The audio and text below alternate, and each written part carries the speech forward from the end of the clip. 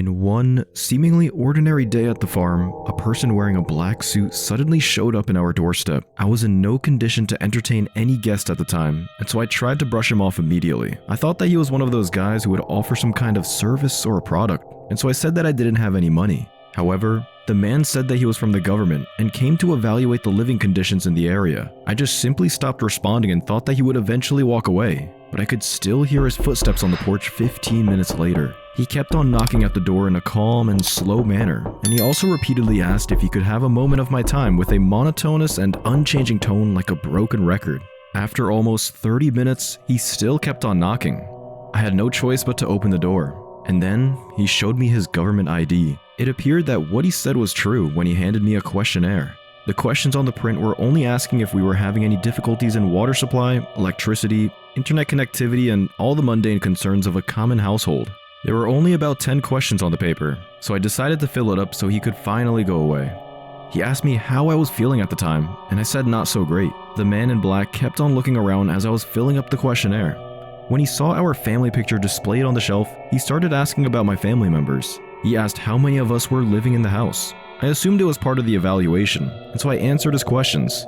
My 9-year-old little sister, Claire, my 86-year-old grandmother who rarely left her room, and my father David who went out that afternoon to deliver his produce at the town. My little sister was sick at the time, and I initially did not want to entertain guests since I wasn't feeling well either. He asked me if we were having any difficulties with our network reception. I briefly responded and said that it was not so great.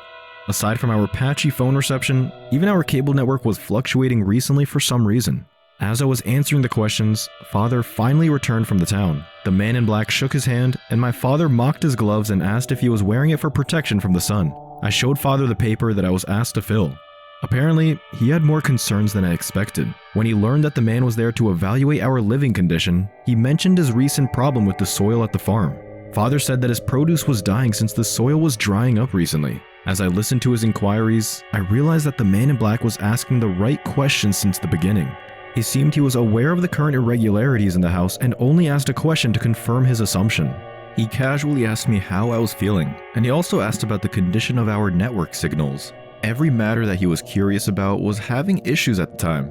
Both my sister and I were feeling sick, and Father wasn't looking so great either. I whispered what I just figured out to my father while the man was busy inspecting the walls and the flooring. A few minutes later, the man's inquiries were gradually getting off topic. He asked if we felt some quakes recently. Once again, he was right on the mark. We actually did experience some subtle tremors a few nights ago. When Claire heard Father's voice, she walked out of her room despite of her fever to give him a hug. I noticed that the man in black was closely observing my sister's hair while she was walking towards us. I found it quite creepy, and so I asked him why. He said that Claire's hairstyle was similar to his daughter's. The man asked if he could take a sample of our water. My father thought that it would be better to know if our water was safe to drink, and so he allowed him to do so. He brought out some kind of testing device from his bag and collected a drop of water from the faucet. Few seconds later, the device beeped thrice. I asked him what the beeps meant, and he just said that it would be safer to not drink the water. Father felt quite alarmed by what he said. He thought that the water might be the reason why we were all feeling sick. However, the man in black just kept on responding with very vague answers. He said that he needed to run a few more tests around our home, and he might be able to figure out the cause of our sickness. We stepped out of the house and took a sample of Father's vegetable produce. Once again, the sampler beeped thrice. He pulled out another device from his pocket, but I couldn't tell what it was. It looked like some kind of communication device, but it didn't have any screen nor number keys to type with. He just pressed a button 3 times in the same sequence as the beep from his sampling tools. He looked up to the sky as if he was searching for something, and my father asked what it might be. After a moment of awkward pause, the man in black took a deep breath and said that there was something we needed to know. We walked back into the house. He cautiously looked around, and then he locked the door. I couldn't believe what I was hearing when the man finally revealed his true intentions for coming. He said that he was from an agency that specializes in unknown life forms and paranormal activities, and there was something in our area that needed to be extracted immediately. Father was pissed and thought that he was running some kind of scam. He asked him to leave at once, but the man told us that our lives would be in danger if we don't do anything.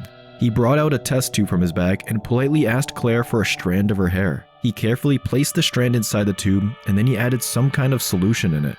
I had goosebumps all over my body when I saw the hair suddenly wiggled like a worm. He said that there was a parasite trying to invade our farm to turn it into a breeding ground.